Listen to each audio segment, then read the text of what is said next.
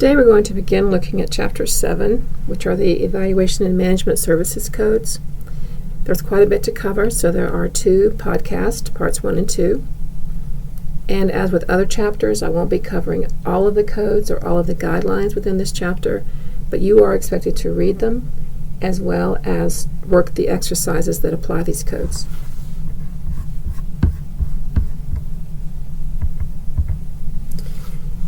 For the format of the E&M codes, they begin with 9.9. Why it is they are always in the front of the CPT code book, I cannot explain. Nor can I explain why, with all the different curricula that I looked at, E&M codes are never covered first when teaching CPT. They are unique.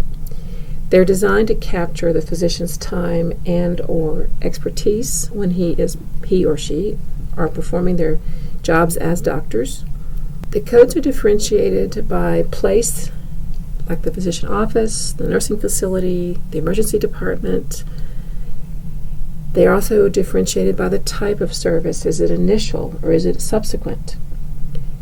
The extent or the level of service, you will see codes broken out by problem-focused, history and or examination, expanded problem-focused, detailed, and comprehensive for both the history and the examination.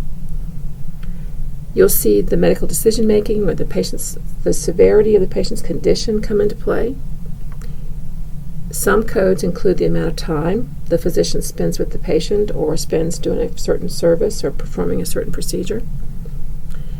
There are 1995 and 1997 E&M services guidelines. There are PDFs of both of them on the content page in your D2L course. The physicians can decide by their practice which one they want to use. You cannot mix and match. You either have to go by 95 or 97 guidelines. I find most physicians go by 95, but they don't have to. They could easily go by 97. And just as a reminder, when you are selecting E&M codes, you are coding for the physician. If you are just a hospital coder, you're not going to be using E&M codes.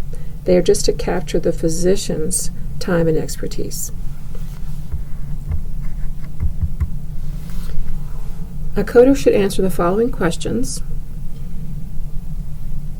What type of service did the patient receive? Was the encounter an initial or a subsequent episode of care? And did the patient receive a critical care service? These will be defined a little bit further as we move forward. Where was the service provided? The physician's office or clinic? A hospital inpatient or outpatient department? The observation unit? The emergency department? A nursing facility or rehab unit? Was the recipient a new patient or one of the physician's established patients? All these questions, the answers to these questions, help you select the correct code. When you start reading code descriptions, they will be covering these various elements. The first thing we're going to look at is the patient new or established? And the key number to remember here is 3 years. I won't read the entire definition, but basically if you've not been seen in that practice for 3 years by anyone in the practice, any specialty in the practice, you are considered a new patient. If you have been seen within the last 3 years by the same physician, you're an established patient. Now it is possible on a given billing date to be a new and an established patient if the physician you're seeing is for the first time. Here's an example of that. Here's an example. Mr. Stevens was seen last week by his family doctor, Dr. Groves, and is seen for the first time today by the neurologist, Dr. Newman. Dr. Groves and Dr. Newman are in the same multi-specialty practice. When the bill was processed last week for the visit with Dr. Groves, Mr. Stevens was considered an established patient because he had been seen within the last 3 years. He is seen today by Dr. Newman, a neurologist within the same multi-specialty practice, but for the first time. For the purposes of billing today's visit, Mr. Stevens is considered a new patient of Dr. Newman's. So you really have to look at the individual scenarios and cases as far as when a patient was seen. You also have to watch the dates. When you're looking at test items to select an appropriate status, new or established, you really have to look at those dates, and this would not be uncommon in any testing situation, whether it was in this course, for the RHIT, or for one of the coding specialties. This is an office visit. The date of service is 1/3/14, and the last date of treatment was 2/12/11. You see in my explanation in purple, if the patient is seen any time before 2/12/14, and I got that date by adding 3 years to the last date of treatment, the patient is still an established patient. By definition, within 3 years is established patient. So when this office visit is billed, it would be as an established patient. Here's a similar case, but you see the date of service is 2/23/14 and the last date of treatment was 2/12/11. If you add 3 years, you're going to get 2/12/14. This patient was not seen until 2/23/14, later than 2/12/14. Therefore, she would be billed as a new patient for this date of service. You have to watch these dates to determine if a patient is new or established. Concurrent care and transfer of care are two different things. Concurrent care is when one or more physicians is seeing the same patient on the same day. Depending on the insurance, some health plans limit reimbursement to one physician per day unless the physicians have different specialties. The services of more than one are medically necessary. If that is the case, the physicians involved in the concurrent care episode must identify which ICD-10 code justifies the medical necessity of that patient seeing that specialist. Assigning the same ICD-10 CM code could result in one of those physicians being denied payment, usually the one who submitted the claim last. So let's look at an example that makes that real. Patient is admitted to the hospital complaining of unstable angina and uncontrolled type 2 diabetes mellitus. Dr. Smith, cardiology service, is the attending physician and treats the patient's angina. Dr. Reynolds, endocrinology service, was consulted to manage the patient's diabetes. The diagnosis codes that were assigned to this chart were I20.0 for intermediate coronary syndrome and E11.65 for the diabetes mellitus uncontrolled.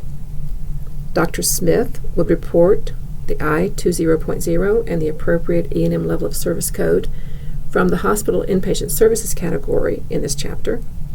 Dr. Reynolds would report the E11.65 code and the appropriate E&M level of service code from the hospital inpatient services category. If both doctors tried to bill with the same diagnosis code, one of them would be denied, probably the one who submitted their claim last.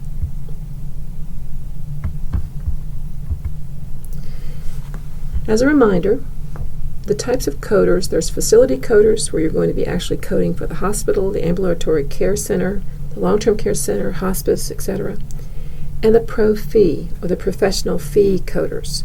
These coders select codes for physicians or other qualified healthcare providers. E&M codes are designed to account both for the physician's time and the professional expertise.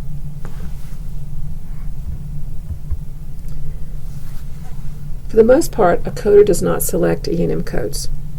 These codes are selected by the physician, either on paper or electronically, as he or she knows the level of decision-making and the severity of the patient's condition.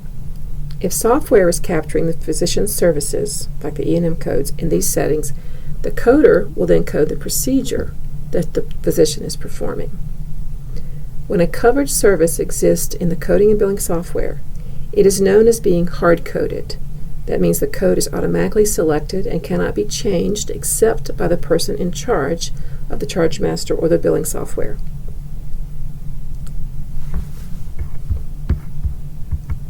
So if that's the case, you may be asking yourself, why do I have to learn E&M coding if it's done for me on these charge masters? And what I've listed here are all the exams that you may be looking at in your future that include coding on them. AHIMA offers all of the exams there on the left, and AAPC, which is the Professional Coders Organization, offers those on the right. The RHIT exam, for which you are eligible to sit once you've graduated from this program, is not a coding credential, but there are coding questions on that exam. Then all the other exams that are listed are coding exams, leading to coding credentials. So that is why you have to learn all about E&M coding. What I've done here, I've answered some of the questions in your textbook using the tables that are indicated in the instructions. In purple, I have highlighted those parts of the scenario that are applicable in this situation. The chief complaint is also abbreviated CC. Do not get that confused with the ICD-10 coding CC, which means comorbidity and a complication. That affects the DRG assignment. That is in the coding course, the ICD-10 CM coding course. But it's important for you to recognize that CC is a common acronym, and depending on the context in which you see it, will determine what it means.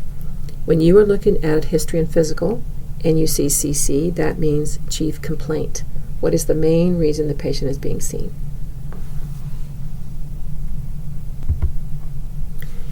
What I've done here is I've taken the different elements of the HPI, the location, the quality, the modifying factors, the duration, the context, associated signs and symptoms, the severity, and the timing. And you see that in the documentation, the physician addressed the majority of those. So the question was for the student to assign the level of HPI.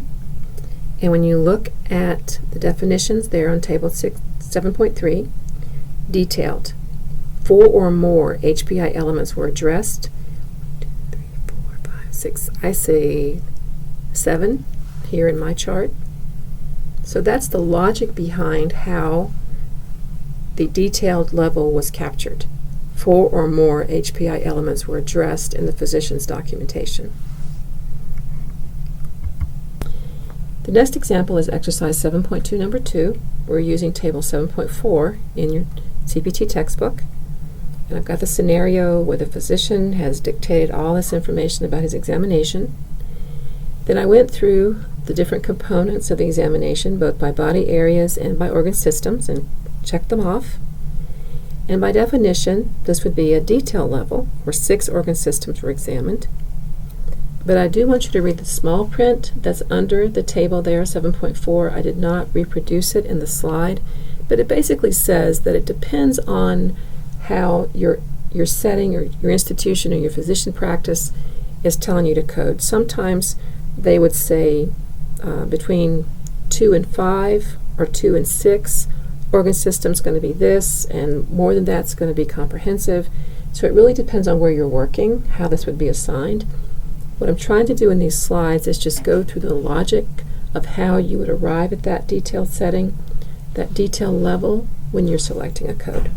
All I'm trying to get you to look at is that the physician is addressing several elements within the examination when he or she completes that part of the history and physical examination.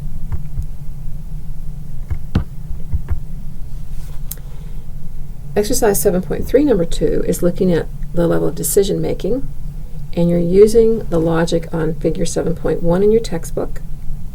And I've reproduced a table here where I would come up with, for this particular scenario, low complexity level of decision making. All this particular exercise is asking you to do is address the level of decision making. So what the authors of the textbook have done is separate out the elements of the HPI, the elements of the exam, and now the element of level of decision making, so that the student sees that there's different areas that are covered in each of those levels. Exercise 7.5, evaluation and management. There are 2 true-false statements. The first one, the AMA and the CMS developed documentation guidelines for use with the CPT codebook. That is true. The review of systems is a chronological description of the development of the symptoms. That is false. Review of symptoms is what's going on today, right now, while I, the physician, am examining you. Exercise 7.5, Evaluation and Management number 6, instructs the student to use the 1995 E&M guidelines to determine if this documentation of past family and/or social history meets the definition of pertinent or complete. Both the 1995 and the 1997 guidelines are available to you on the content page in this week in the D2L course. The instructions are to use the 1995 E&M guidelines, and you are specifically looking at the definition of pertinent and complete, PFSH.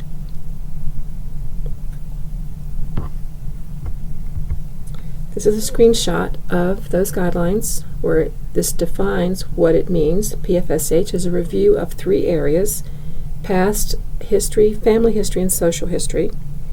By definition, the pertinent is a review of the history area directly related to the problem identified. I scroll down a little bit in that document, and the complete PFSH is a review of 2 or all 3 of those history areas. And looking back, I selected the answer as pertinent. The physician's documentation talks about the past history, doesn't really go into a family history, nor social history. Exercise 7.5, Evaluation and Management number 8. The student is again instructed to use the 1995 E&M guidelines and determine if this HPI is brief or extended. Here's a screenshot of the 1995 definition of HPI, where you have these elements that must be addressed. And by definition, the brief HPI is 1 to 3 elements, and the extended is 4 or more elements of the HPI. So I went to the correct answer is extended because 4 elements were reviewed, and I give those 4 elements here in purple.